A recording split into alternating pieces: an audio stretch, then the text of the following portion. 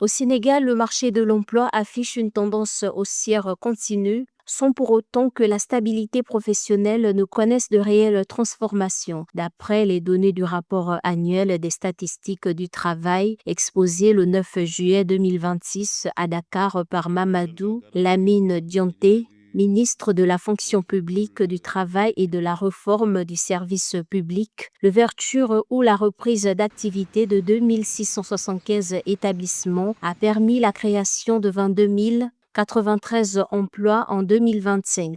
Je me réjouis de l'opportunité qui m'est donnée de présider cet atelier de partage du rapport annuel des statistiques de travail, qui donne des données importantes sur l'évolution du marché du travail et qui permettrait également à l'autorité de prendre des décisions pour l'amélioration du marché du travail pour les années à venir.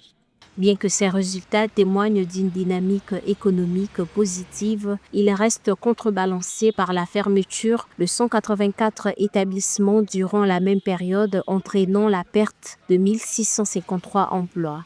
Au-delà du nombre de créations, c'est la typologie des embauches qui interpelle. Sur les 78 231 contrats écrits enregistrés par les inspecteurs du travail et de la sécurité sociale en 2025, plus de la moitié, 54,26%, sont en contrat à durée déterminée CDD. En revanche, les contrats à durée indéterminée CDI, symbole de stabilité, ne représentent que 21,5% des recrutements.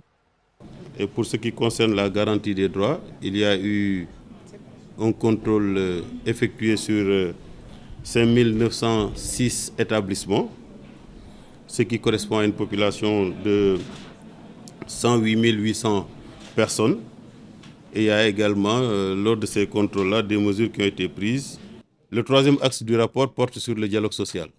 Le dialogue social et la gestion des relations professionnelles.